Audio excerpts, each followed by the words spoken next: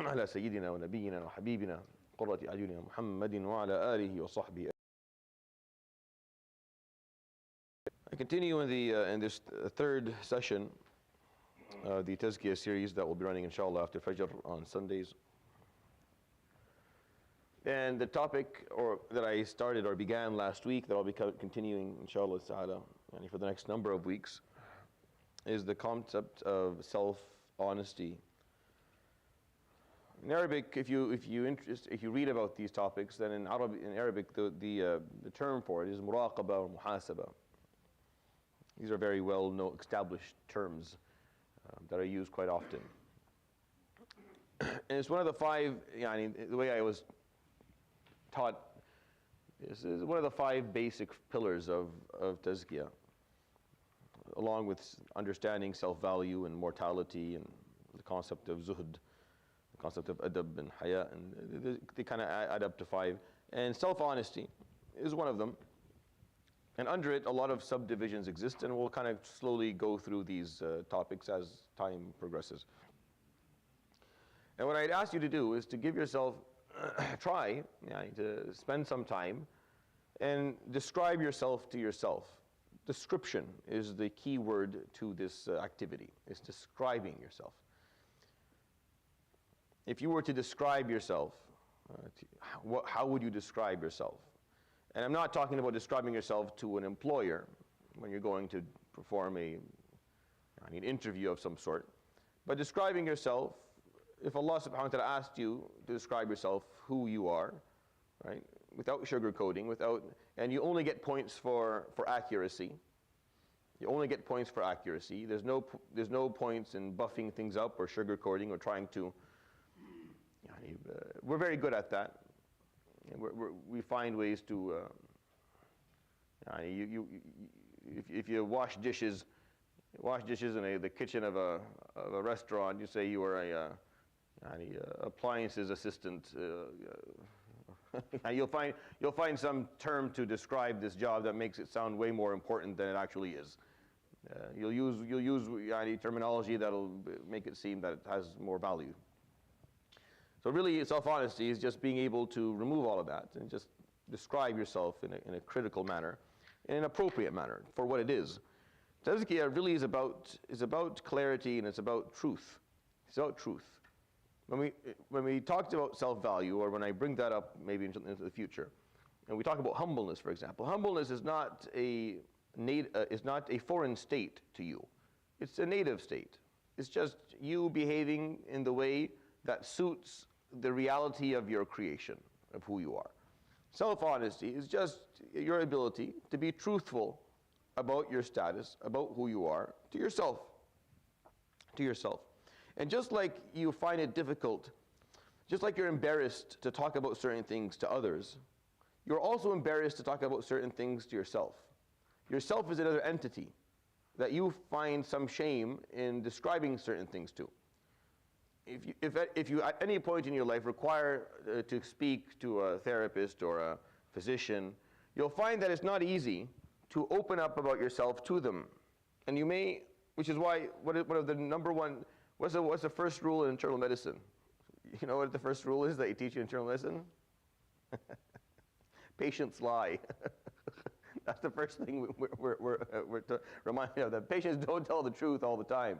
Like a lot of the time, you ask the question, have you done, because you're trying to investigate. We're investigators trying to figure out why you're feeling this way or what happened. So I ask you a question, you give me an answer, I'm going to believe that answer and then build my investigation on it. And we're reminded that a lot of the times patients lie. They don't tell you the truth about what they did or what they. And you have to go back a couple of times and ask the same question. Why? Because they're embarrassed sometimes to say things, even though we're professional. And I don't really have time to judge you or care about doing that. I just need to know so I can treat you. So you're embarrassed to tell the physician certain things. But the interesting piece is that you're also embarrassed to tell yourself certain things. There's an embarrassment that exists between you and you. Removing that allows you to at least tell yourself the truth. You have to have someone whom you tell the truth. Now that someone is Allah subhanahu wa ta'ala, but before you can arrive at that point, before you can reach the moment where you're able to Tell Allah subhanahu wa ta'ala the truth about yourself, which will obviously affect the way you perform your dua. It will affect the way that you will pray. A lot of aspects of your worship, by the way, are affected by this concept that I'm teaching you, that we're talking about here today. It's very affected by it. Most of your ibadat will be highly, or are highly affected by what degree of self-honesty you actually have. And so fixing this, there's great interest for you in fixing this, because it does a lot for you in your life. People are described in Surah Al-Mujadila as coming in a state يوم القيامة يبعثهم الله جميعا فيحلفون له كما يحلفون لكم ويحسبون أنهم على شيء. This is a very scary ayah, where he points out to us subhanahu wa ta'ala that some people will be resurrected and they'll come to God and they will swear to him, just like they swear to you, Ya Rasulullah alayhi salatu wasalam. Just like they tell you, I swear we didn't do this, or we swear we're like this, they'll come and swear to Allah that we are not this, we didn't do that. And they'll believe أنهم على شيء. And they'll believe that they're truthful. Here's the point, here's a scary point. If they were just lying, it doesn't matter, because people lie all the time. But the ayah says, وَيَحْسَبُونَ أَنَّهُمْ عَلَى شَيْءٍ, and they believe to their core that they are correct. They don't think that they're lying. They think that they're truthful. Well, how did they achieve? Why? How is that even possible? Well, we do this all the time. This is the whole point of this concept. The whole reason that I'm talking about this pillar, self-honesty, is because we do this as human beings all the time. When you're stuck with a reality that you don't like about yourself, there's different ways to go about it. We either are honest about it, and then we have to change it. We're honest about it. There's three things. Either you're honest about it and you change it. You're honest about it and then you live with the fact that you're wrong and it hurts and that's painful. Or you lie to yourself about it, and that slowly eases the pain. It's one of three things. There's no fourth. This is what one of these things is going to happen. The reason a polygraph works, the reason that a polygraph actually works, is because your body rejects lying. Your body hates when you lie, doesn't like it. It's a part of your structure, as a psychological structure as a human being. You don't like lies. So all a polygraph is just picks up that reaction your body has when you lie. Your body can't stand it. So your heart rate changes and other aspects of your physiological and biological being changes. When they teach people, they teach Marines how to beat the polygraph. You must have heard this at some point in your life. How do they do that? It's a very simple thing that they teach them. What do they teach them to do? Anyone know? No, that's not. No, just believe your lie. Don't lie. They tell them, don't lie. Believe what you're saying. Believe what you're saying. If you ask me a question, right, and I don't believe I want to lie, I just have to learn how to take that lie and make it my reality. Convince myself, because once it's truth, my body relaxes, no problem. I have no problem telling the truth. My heart rate doesn't go up, everything, my body's happy. But when I lie, my body gets tense. And this is the reality for everyone. So the way you fix it is just you learn to believe, you convince yourself this is the truth. And you learn to do it in a very quickly. You learn how to perform this activity. Obviously, it's a horrific thing to do. Like if learning to do this is a very dangerous thing, because you distort your own reality really quickly, and it's hard at that point to figure out what lies from truth from us. But this is how they do. They learn to lie to themselves. Which is why Yawm al-Qiyamah they come and they swear to God, Ya Rab, wallahi we didn't do this. And then Allah has to pull back the records and show them the video of it. With the insight to their nufus. What have you done? There it is. What do you mean? And then they stand there, they're shocked. They're shocked, but then they remember. You take them back a bit, they remember. Oh yeah, that's true, I remember. I remember when I started to lie to myself. I didn't want that to be the reality. So I told myself a different narrative. And I kept on telling myself that narrative until I believed it. And once I believed it, khalas, I was okay. I was okay, because I wasn't feeling the pain anymore. Now there's a certain degree of instability because your body knows, you know that there's a lie under all of it, but it's too far in, it's too complex now. There's too many layers on top, it's hard, you're too far away from it, so it's not that much of a problem. The reason that you have to perform this activity that I'm explaining to you, self-honesty, is because it's going to take you some time to rip off these layers. When you first do this activity, you'll be truthful to yourself about 1, 2, 3, 4 things. And they'll hurt a little bit because you have to stare. But you're not done. Even if you do it well, even if you feel like you did a good job the first time, it's impossible to do this well the first time, or the second, or the third, or the fourth, or the fifth. It's going to take a look. Why? Because there are certain parts of you that you have complex lies. You have not only lied to others about it, you've lied to yourself about it, and you've accepted that lie. And you're sitting on it now, nice and comfortable. Not really though, not really comfortable because there's always some degree of instability. You know there's something wrong about this. The reason that you have to change is because if you don't, Yawm al-Qiyamah, you'll come and you'll be convinced that you're right and you're not. And that's أَلَا إِنَّهُمْ هُمُ الْكَاذِبُونَ in the verse. They're the ones they're the liars. You don't end up, just because you believe that it's truthful right now, doesn't mean that you're off the hook Yawm ad-Din. No, you're still going to be held accountable for that. This concept is not a one-time activity. This self-honesty is your approach to life. It's your approach, how you approach life in general. You approach life by being self-critical. I used the word self-critical in the follow-up sessions a few times, and it was, I want to make sure that it's clear. Self-critical doesn't mean that you self-loathe. I want to distinguish these two things very clearly. Self-loathing is not what you're asked to do. You're not required in any of to hate upon yourself and to, no. Self-honesty and muraqabah, muhasabah are not, I want you to look at this concept in contrast to your self-value. Your self-value doesn't change. I'm not talking about your value. I'm not talking about arrogance or humbleness. Just leave that. That is something that is stable, and we're not going to talk about that. I'm not mixing them. So this activity of self-honesty or self-criticism is not based on you hating yourself, and it's about learning the truth of your reality, knowing where exactly you are, because you can't really move forward from an unidentified point. If you don't know where you are, you can't really move forward. If you have to figure out where the point is, that takes time. You have to sit down and so this is why you're doing this. You may not like the point that you're starting from. Like you may not be impressed by where you are, and you may look at that and that'll make you feel sad because you wish you were in a different position altogether. You told yourself you were in a different position, but you're not. A lot of us, most of us do this. Most of us would like to believe that we're in a better state in general than we are, but when we're honest about it, we're not. So it hurts, but that's all right. That's the only way that you can actually move forward is by being able to identify that you're not actually where you believe you are.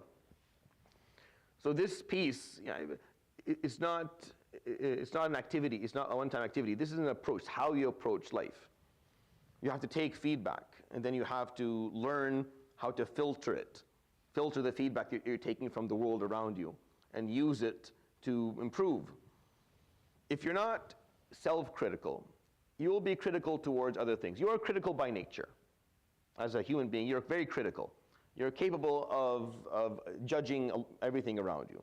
If you're not self-critical, if you don't take that criticism, that strength that you have, that critical thinking piece, and direct it inwards, then you will 100% direct it outwards. You're going to criticize the person who is speaking to you, or those who are. That's why when I'm doing this, either you listen to it and you benefit, meaning you say you're probably right, I should think, or you come and you argue with me. No, you're wrong. This is not the. I'm like, you're critical. It's all about just where you want to direct your criticism. Are you going to be critical of what we're saying and defend yourself, versus are you going to listen and then criticize yourself and direct it inwards, which is what self-honesty is about. This is how you approach life in general. Any feedback that you receive, someone says something nice about you, or someone says something bad about you, someone compliments a job that you did, or someone Yeah, and he frowns upon the job you did. They look at what you've done and they say, this is not a very good job. As a human being, what are you supposed to do with all of this input that you're receiving? Do you accept all of it and take it to heart? Or do you reject all of it and refuse to talk, you refuse it? So neither approach is really what, the approach to life is that you have to have a certain way to filter this information. You say, okay, out of everything, you take this feedback, you open it up, you spread it, all right, this piece I can use. This piece, yes, this is true. Yeah, I can improve on that one. The rest of it, I don't need. You can't do that if you don't know where you are. If you're not honest with yourself, you can't do any of that. What are the odds that your approach to something in life is 100% correct? What are the odds that your approach to something in your life is 100%? Huh? Anyone want to, what are your odds? 0. Any other number is a problem.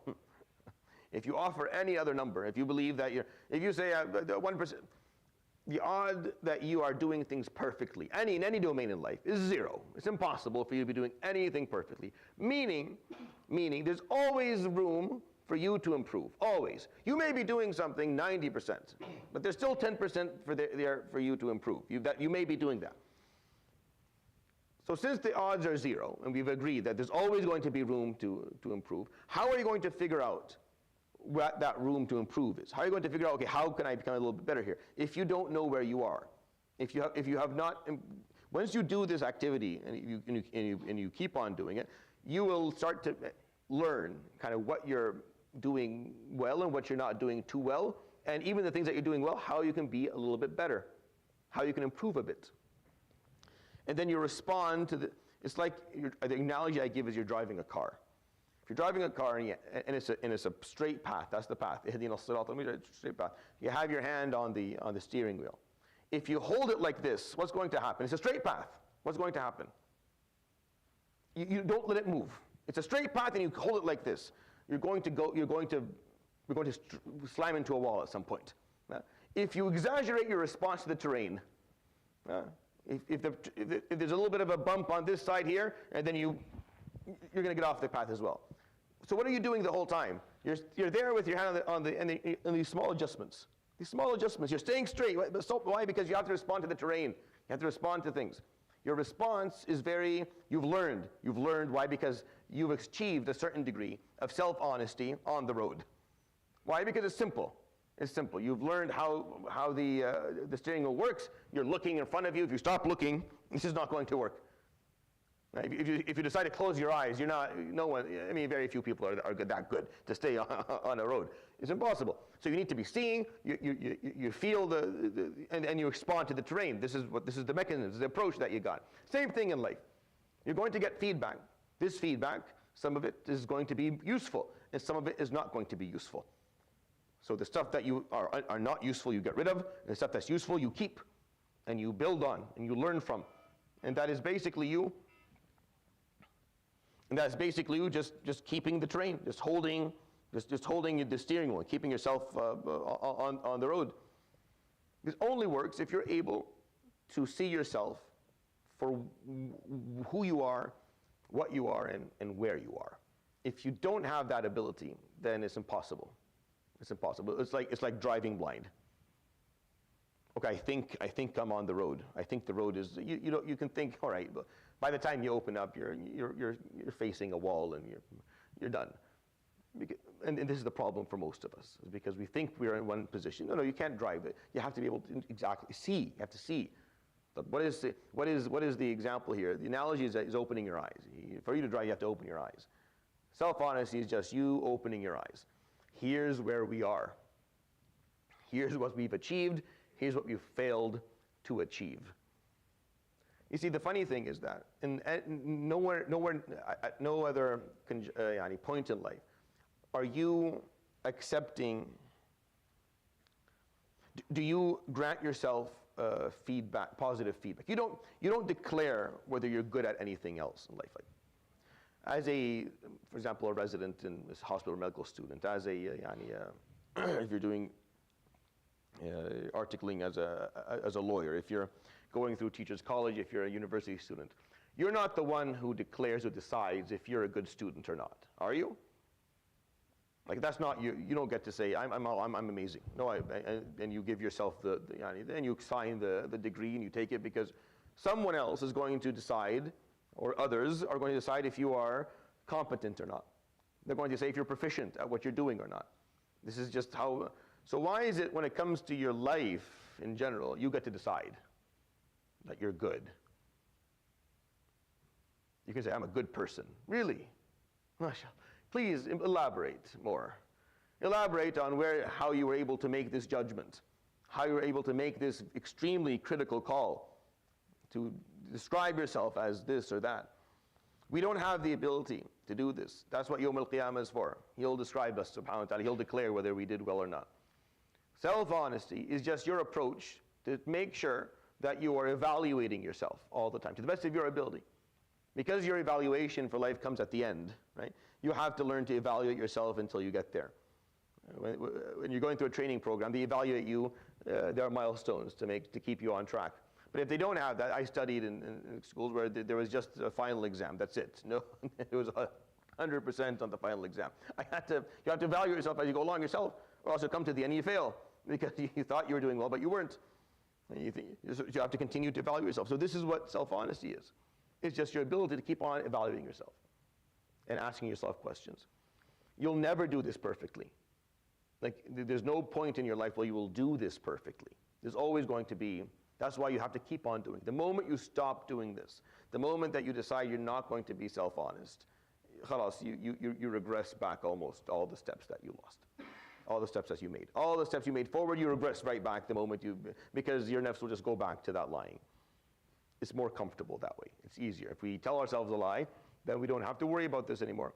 We don't have to live with the cognitive dissonance that comes with the fact that we know what's right, but we don't want to do it, or we're not doing it. There's only three things. Either you're honest, you see the pain, the problem, and you fix it, or you're honest, you see the pain, and you don't fix it, and then you live with that the instability that comes with that, or you cover it up nicely. You keep on covering it up until it can't be seen anymore. And then you just believe. It's like the pavement. Same thing. You just put one layer on it to make it look good, but it's not good. There's a problem. We know that there's a problem there. It's going to cause an issue. I want at the end of this to differentiate for you between two things that are important, not just in this exercise, but in general. It's one of the kind of maxims of Tazkiyah, one of the underlying understandings that you should have.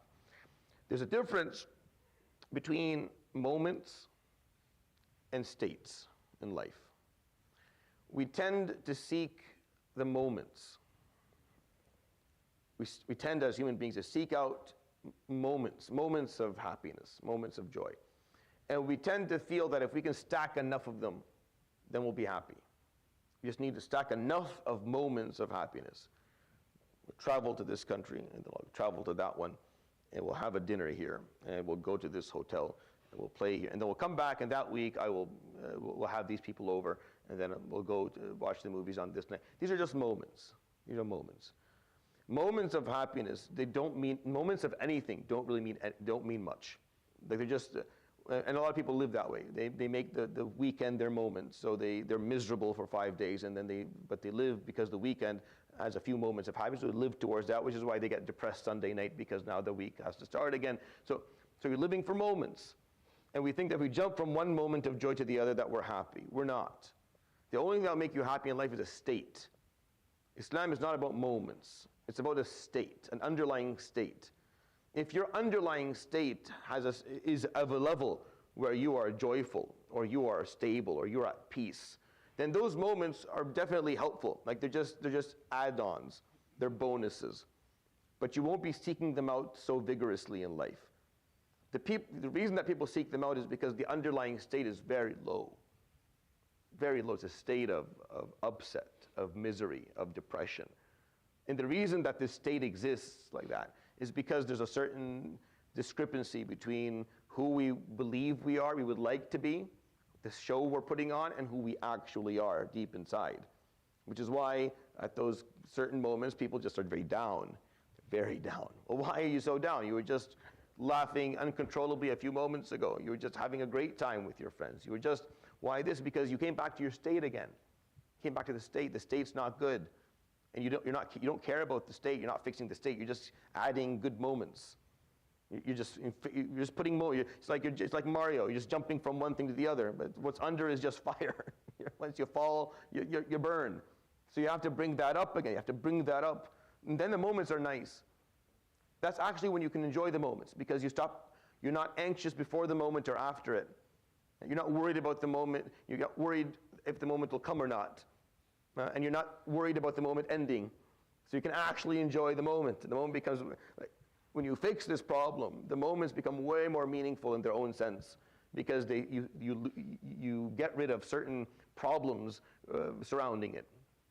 You're not worried about, when it's going to come, and is there a problem in it, and am I going to get to do this? Am I going to be deprived of it? And then you're not worried during the moment of it actually ending and being over, because the state that you're going to rebound to is a good one. It's a state that you have some satisfaction. The only way to achieve this, which is what Islam talks about. Islam is interested in states. States in Arabic will always be described with vowels. With nouns. This is like a little thing you can find in the Quran. Moments are verbs, because they're just, you're going for, and then states are nouns. Follow this in the Quran. I'm going to leave this for you to follow in the Quran. You're going to find Allah subhanahu wa ta'ala describes states for Muslims, mu'mineen. They describe states. This is a state that they're in.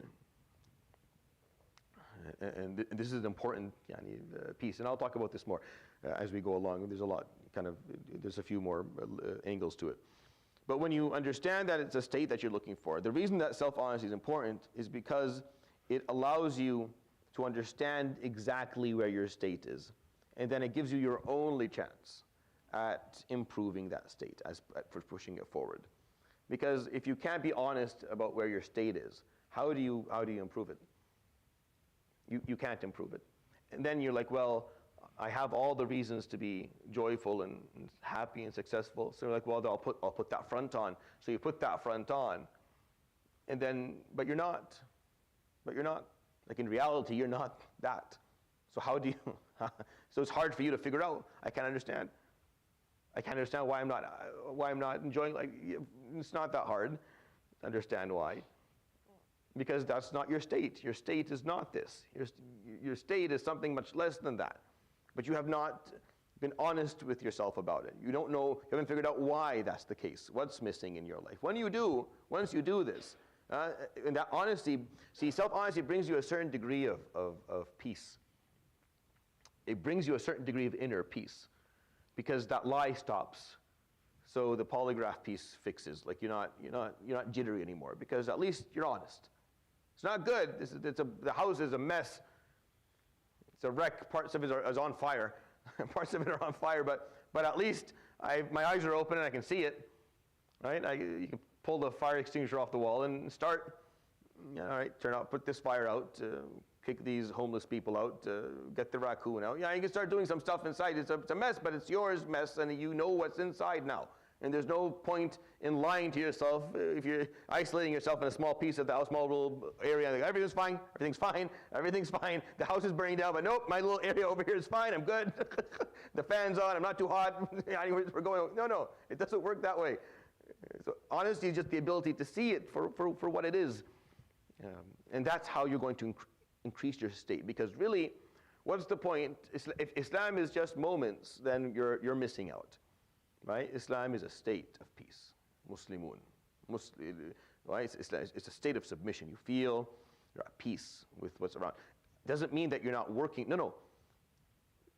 Being at peace does not mean that you are not constantly holding yourself accountable. No, you're constantly telling yourself the truth. You're constantly criticizing yourself, holding yourself accountable, being aware of your mistakes. You're constantly doing it, but you're at peace as you do it. Because there's no discrepancy anymore between your reality and between how you see it. You see it for exactly what it is. And then this activity just becomes an approach to life. You keep on doing it. The more you do it, the better you become, and you start improving. So you achieve that state of inner peace, even though you may not be doing well.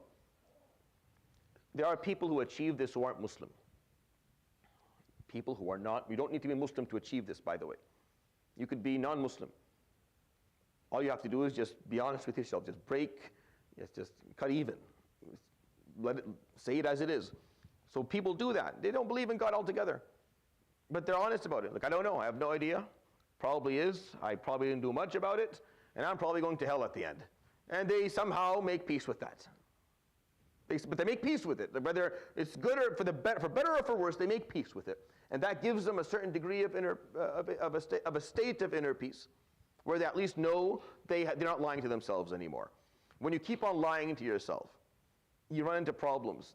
One of the things that's going to come from self-honesty, you're going to have to start asking yourself the hard questions. Like, am I actually mu'min billah subhanahu wa ta'ala? Like, really? Do I truly believe this? Or am I just telling everyone that I do and I wish I did? There's a difference between you actually believing in God and you enjoying the idea of believing in God and you telling people that you believe in God. They're not the same thing, Yahi. They're very different. And you're not going to believe in God if you don't at least tell yourself, where are you now? Are you there? Or are you living a life filled of doubts? And every 2-3 times a week you lose your iman and then you regain it at some point later. You have to say this to you. You have to just sit there and say, here's where I am. I'm only mu'min maybe 45% of the time, and the rest of it I'm not.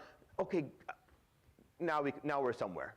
We're getting somewhere here. Let's start. Okay, let's see why this is the case. You can't address doubts or address problems if you're not going to admit that you got them.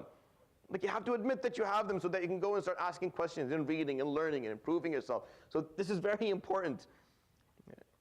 Some people, their self-honesty leads them to saying, I'm not good at this, and I don't want to be good at this, and I don't care if I'm good at this, right? A part of Tazkiyah is, I'm going to challenge that. No, you don't have that luxury. Allah subhanahu wa ta'ala will hold you accountable, so you have to fix it. You have to become better. But I'm saying, if you're not religious, just doing that is helpful. And I know people, like forgive me, white people do that really well. They do it really well. They're just honest with themselves, right? And they just don't feel the need to lie. And yeah, I'm garbage in this realm in life. Yep, I'm totally arrogant, and I'm happy with it. If you're arrogant, but you're trying to act like you're humble, that's also painful. It's painful because there's lack of honesty in it. If you're like, I would like to be humble, but I'm not. That's why we talk about self, because you have to learn, you have to make it a state. It has to become a state. Self-honesty, you start asking yourself, am I actually, or else that instability will eat away at you.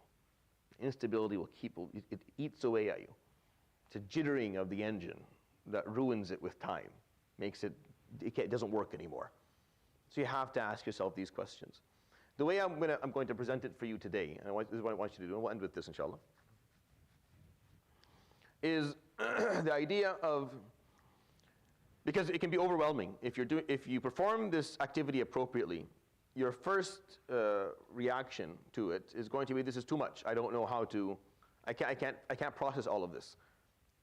When you start opening your eyes a little bit to the truth, it's such a mess, you either close your eyes again because you don't want to see what's there, or you look around and it's just absolutely overwhelming. I don't even know where to begin. Which room do I begin? Where do I start? I don't know what to say. I don't even know how to begin describing myself. So a way to do this, a way that's helpful, in my opinion, is to go through roles. Is to think about your roles. The way you are not your roles, but it's a way to box in or compartmentalize your existence in a way that you can actually process it. So think about your roles. I am, for example, I'll just project this on myself. So I'm a father. That's not who I am, right? That's not who I am, but that's one of my roles in life, right? You have to differentiate between who you are and your role. They're not the same thing. But a good way to begin this journey of self-honesty is to be honest with myself about how I'm doing in one of my roles. But really what self-honesty is for me to learn how to differentiate myself between me and my roles. One of my roles, I'm a dad. That's not who I am. I am different. Another role is I'm a son. But again, that's not who I am. For example, what I say, astaghfirullah, I don't know how to put this. I don't want to say something that's going to be, okay. Another role is I'm a friend. But at some point, maybe I don't have any friends. so I'm not a friend anymore. That makes sense? Like these are roles. Something can happen, and you're not that anymore. But I'm always going to be me. Like I'm always going to be me. The moment I'm not me, I'm dead. Like I'm not here. And as long as you're around, you're you. So there's a difference between you and the roles that you play. The roles that you play in life. The concept of istikhlaf that we have in the Quran is really you being responsible, being a steward regarding the roles that you carry. Like carrying your roles appropriately. If you're a father, you're a good father. If you're a son, you're a good son. If you're a friend, you're a good friend. If you're a sibling, you're a good sibling. If you're an employee, you're a good employee. If you're an employer, you're a good employer. If you're a leader, you're a good leader. If you're an artist, you're a good artist. If you're a professional, you're a good professional. Whatever it is that you do, think about the different roles that you can carry. You can carry a lot of different roles. Like the more advanced you are in life, the more skill sets you have, the more roles you carry. The less, the less. But none of these roles are you. They're just hats that you put on and you take off throughout your day. Things that you do. But then there's you. You have to learn the difference between you and your roles. So this is why this is a helpful exercise. First of all, it allows you to differentiate between you in the absolute form, just the simplest of forms, the purest of forms, and all the other roles. That's one thing. The second thing is that to perform self-honesty, begin it by being honest about how well you're doing within these roles. And the more roles you can think about, the more you can do this. So one of your roles, you're Abdullah subhanahu wa ta'ala. That's kind of who you are in description, because that never goes away. As a son, at some point, or a daughter, you may not be that at the moment. Yani Allah yarhamhum, they may be gone, so that you're not that anymore. Like not really. Like you can do maybe something nice to your parents, but you're not really. It's much less of a worry at that point. But you're always going to be abd, because Allah subhanahu wa ta'ala is always there. So this description specifically, that's why one of the 4 focuses, التحقق من معنى العبودية, is that you're always asking yourself how good of a servant you are, because this never goes away. Right? You're a teacher, you're a student of knowledge, you're a mentor, you're a mentee. All of these things, they're all roles that you play. You have to ask yourself, how well am I doing this? Am I good? Do I actually see myself that way? So a way to approach self-honesty is by defining your roles, looking at what roles do you carry right now in your life, and then start asking yourself, how well am I doing it? Where am I? As you do that, you make some progress on your roles, but you also start to differentiate between all those roles and me, and yourself. Because if you don't do that, then you'll come to God with one of those roles, and that's a musibah. I don't speak to God as a physician. I don't speak to God as a dad. You understand? I don't come to Allah subhanahu wa ta'ala as a sheikh.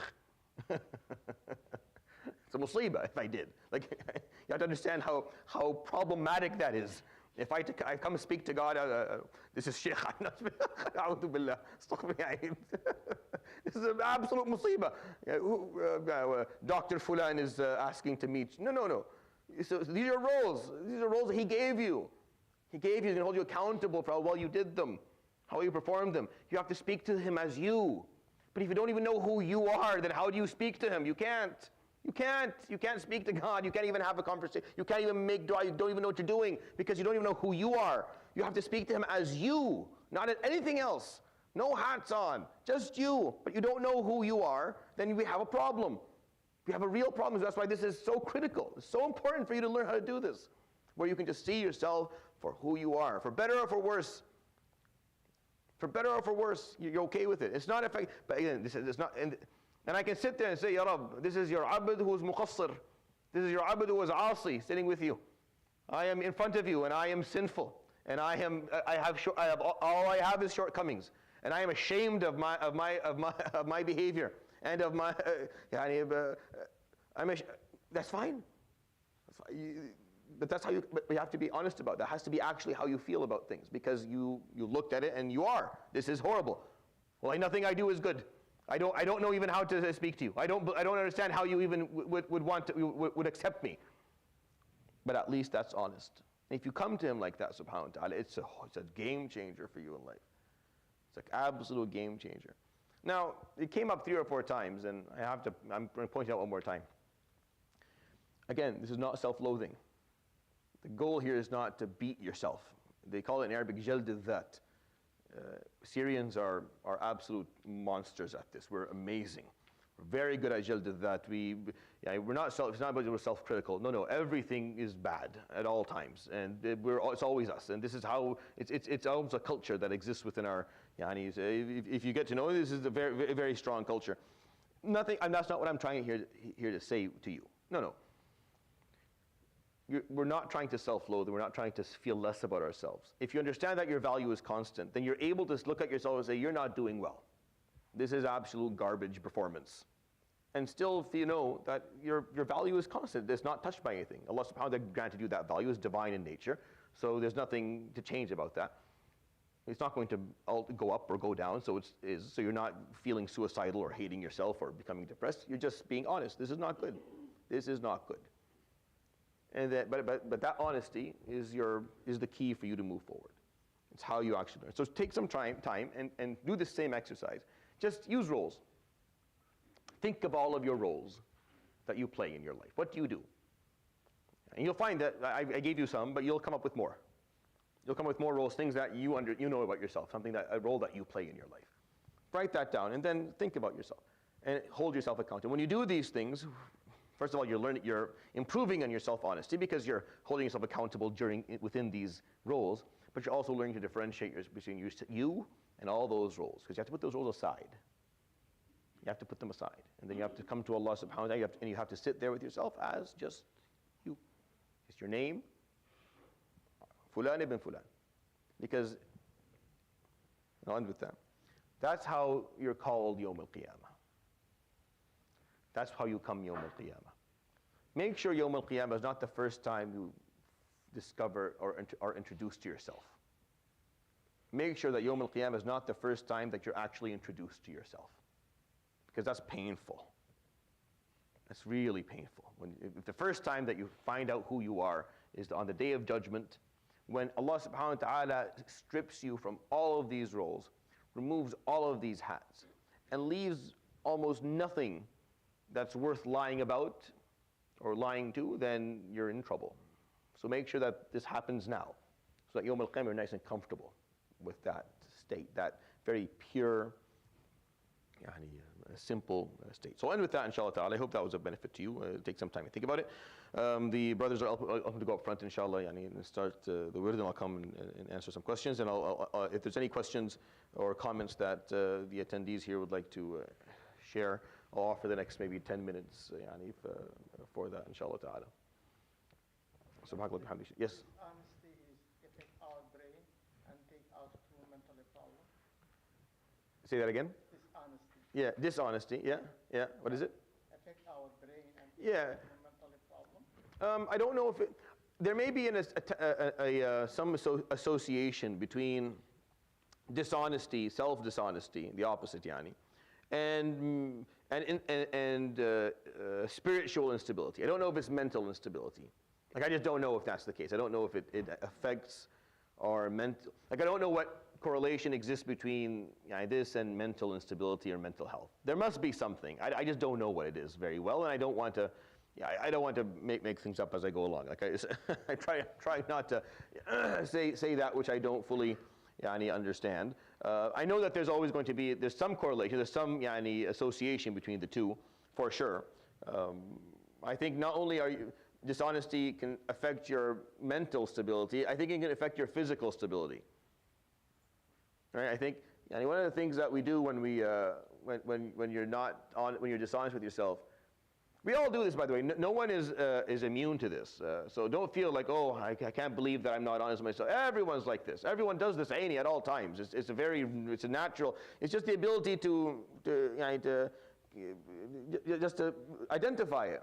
Like I remember, some people when they're going through a difficult time they don't want to deal with, what do? They sleep. They go after addictions, right? They eat. I'm an eater. That's what I do. Ice cream, Haagen-Dazs, and all other types. The moment I get upset, that's what I do. I look for something to eat, something I feed my grief. I feed it until it's nice and plump, and then these are bad habits that we pick up when we're dealing with stuff. The question is, do you have the ability to identify that that's what you're doing? Because it's all, so self-honesty doesn't necessarily change your psychology, but allows you to identify it. And if you identify, you see, we can't really, in many senses, we don't have the ability to challenge human nature, human psychology. It's very difficult. It's not an easy thing to do. And you're not always going to be able to do it. But if you're honest with it, like if you know, if you're able to identify it and you don't lie to yourself about it, at least you're capable to some degree of dealing with it. Like you have the hope. You have the hope, at least, of maybe of changing it or approaching it better, or altering your the way that you go by it. But if you don't have the ability to even see that that's what you're doing, then you're in trouble. Like if you don't even know that that's what's happening, if you've lost all sense of self, then you can't even identify that. So this is what dishonesty is a problem that self-dishonesty affects us in many ways. But I don't know if it causes mental illness. I don't know. Allahu A'lam. It probably has some effect on it. I just don't know. Any other comments or questions? This is the time to do it. Otherwise, we'll adjourn, inshallah. Yeah, go ahead. You mentioned how once you start figuring out how you show up in your role, yeah, you can start separating your role yeah, with who you are. yeah, So like once you figure out all roles and how you yeah. show up together, what's left? How do you You. That's who's left. so it's like learning about yourself by exclusion or distraction or subtraction. In medicine, there's something called diagnosis of exclusion, right? Yeah. So diagnosis of exclusion. That's the word. That's the right wording. I feel because sometimes it's too early in the morning. In medicine, sometimes there are diagnoses that we can't actually diagnose. We have to rule everything out first. And then that's the diagnosis. Like the only way to diagnose it is by ruling every other thing out. So I have to run this test, and I have to get this scan, and I have to get all these results. And when they're all normal, and I scope the patient up and down, and I make sure that I rule out everything, then this is the diagnosis. So the way I look at it, and only sometimes a way to understand, you don't have to understand yourself that way. But one of the ways to do it that may be easier for you if you're struggling is by just diagnosing everything else that you can identify. All the other roles. And once you've kind of removed all the other roles and put them aside, now they're there. That's the hat for being me a dad. Because you're not the same person. Like as a father and as a son, am I the same person? It's a very different human being. Like the way I speak, and when you switch like this, so you're sitting in the room, and your son's over here, and your dad's over there. So you're switching back and forth between, okay, how are you doing? You're taking off one hat, putting another hat on, and then I'm sitting there with 15 hats. Sheikh, yes. Something's hurting me. Yes. Baba, yes. Yes. One hat over the. After a while, you have so many hats on. You don't even know. Like you get lost. Like you get lost. You don't even know who you are anymore because there's so many different roles that you're playing at once. So the better you define these roles, and the better you know. Okay, here's how I'm doing here. I need to improve this. Then what's left? That's you, and you have to know you. You have to get to know you well. You have to learn to love you, and take care of you. But also be honest with you so that you can become better. Because if you don't do that, what's left of you is actually very sad because all these other roles are eating you up and you aren't getting enough attention. You're not taking care, there's no attention given to yourself. And yourself is not happy anymore, which is why the state is low. To bring the state up, you have to really take care of you. You have to identify, we're in a low state, wallah. This is not good. Let's move ourselves up. How are we going to do that? Well, what are we failing at? What are we not doing well at? Let's improve those things. And you get to a better state. And then you wear your hats better. Right? And you do your role better. And everything gets better. Like when's the state? But you can't lift that state if you don't know you, and you don't know where you are. And you're not able to identify. You can't do it. The state will. It's impossible. You don't even know you don't even know where the line is to begin with. Like it's an issue of identification, of definition, of description, of observation. You don't know what's happening. So it's no way to fix things. You have to be able to identify something about it. And then you stop living for moments. Living for moments is miserable. It's a miserable way to live. And I find that this specifically is a problem within the West. I don't know if it's I think there's such lack of moments in the East. Like there's no moments anyways. that that they have no choice but to try, and they have to work a little bit on their state. Like they have to find a way to be in a state of joy, because there are no moments, like it's all miserable, like everything. There's not much to do. What the state is sah and fool, and it's not like here. There's way more moments, so you end up finding that, oh, I can just afford not to address the state. There's so many moments I can just schedule this outing and this gathering and this. I can schedule all these things, and I can just stay preoccupied all the time. That's why people are like, if I have nothing to do, I'm miserable. I find that very concerning when someone says that. Why? Why are you miserable when you can't just sit there and be at peace, just with nothing? Why? Like, what's so horrible about you that you're in your company? You're just in yourself company. You're the company in yourself's company. Why is that horrible? Why is that so bad? What's wrong with you? Like, and you're saying the question here is not like what's wrong with you for you not to want to spend any time with yourself? What's wrong? There must be something wrong. Or you've ruined this relationship. You've absolutely butchered it. So there's no way. You don't want to, imagine like it's hard, people do this for a long time. Like there are marriages where they go on for 15 years and the two people don't even talk like at all. Like, you'll be surprised. You think that, no, you can only you put up with this for a couple of, no. I know people who've been married, wallahi, for decades. They loathe each other. And they don't communicate outside of what is absolutely needed within the day. And they figure out a way to do it. So you can easily live with yourself, not disliking it and disliking yourself. And yeah, I'm just telling you that that's not healthy. And that's not Islamic. It's not and the outcome is not good for that. And you're not going to be happy at the end of it. That's all. Just if you, but people can do it.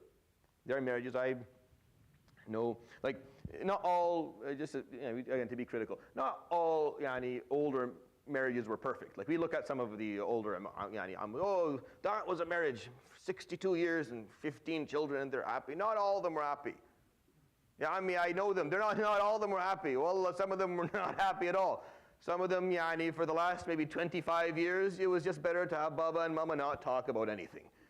Yeah, she puts the food, he eats the food, he goes up to work, we just keep it quiet. The moment a conversation begins, they start, people are throwing things at each other. Just keep it nice and quiet. But you learn how to coexist with something, loathing it, not liking it, not getting along with it, but just protecting what's left. And you can do that with yourself too. It's not unheard of, it's not difficult. But I'm just saying that maybe we shouldn't. Maybe there's a better way to do this. And that's what the Prophet ﷺ was like. You had to think about how he lived his life, ﷺ. These people were at peace with themselves. They were at true peace with themselves. They just enjoyed being. There was a joy in just being. This is what hamd is, right? What is alhamdulillah? Like it's a concept. Alhamdulillah, it's not a verb, it's a noun. Praise to Allah all the time. It's always there. You're in a state of praise. Why? Because there's just joy in just being, just taking a breath in and out. There's beauty in that, and they felt it because they were honest with who they were, and they knew they didn't think they were doing well. They weren't arrogant. But at least they knew it, and they were in a state of repentance for that at all times. It's like you put yourself in the right position, where I know that I'm sinful. I know that I'm not doing well, but I'm very grateful for what I have.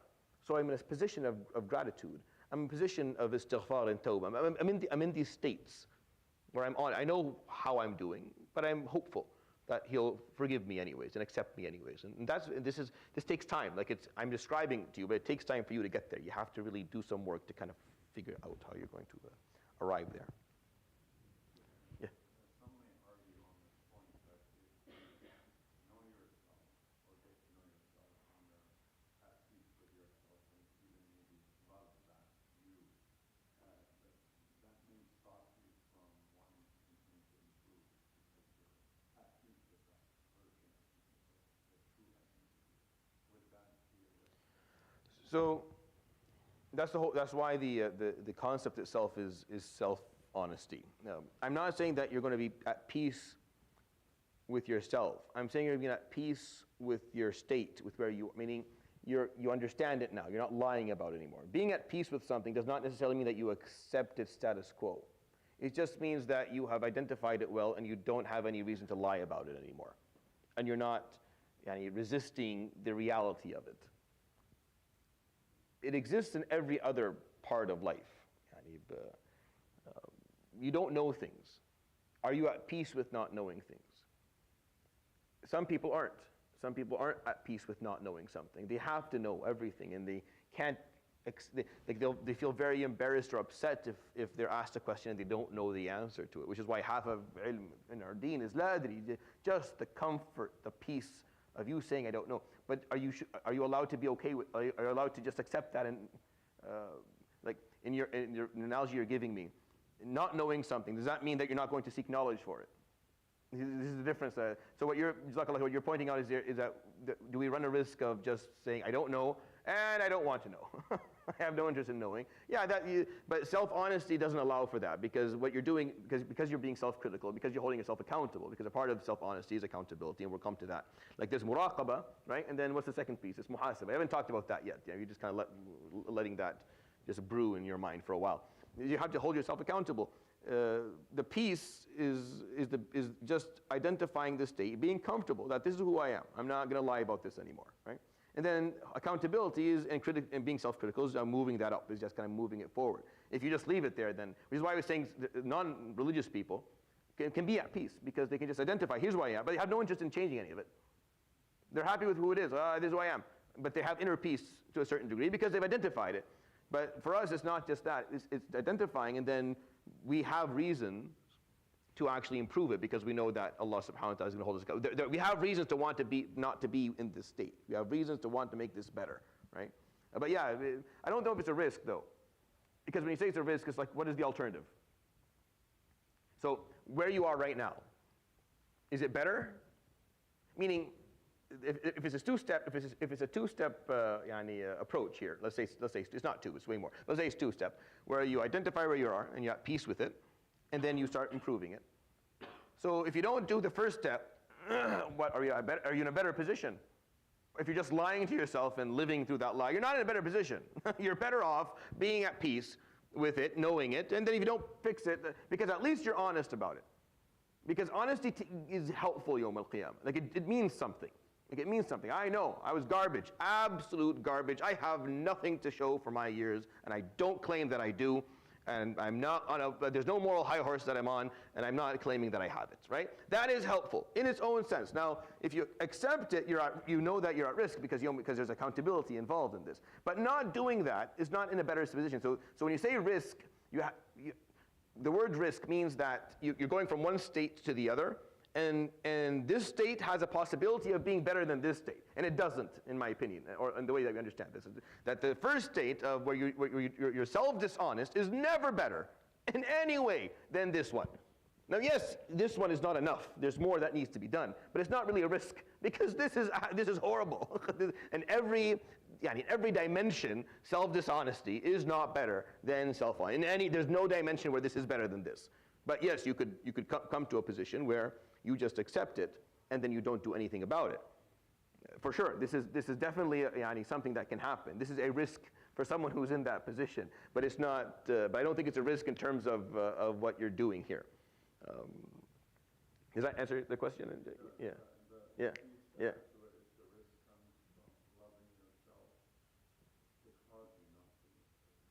Yeah, but so that's dishonest love, though. So we come back to the same problem. That's not honest love. If you love yourself, then you'll want yourself. You want to be. You want yourself to be in the right position, right? I know what you're talking. I now understand what you mean. And this is like the Western, love yourself. The Westernized loving yourself, where you just hubby-dubby with you. You're good. That's the opposite of self-honesty. Yeah, that's the opposite. But that's the opposite of self-honesty, isn't it? Like, isn't that the absolute opposite of self-honesty? Is where you just look at yourself. I love me the way I am, the way me is. I am just good.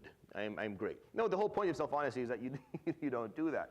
When I say love yourself, I'm talking about the ability to actually improve and work on it and get better because you're able to love.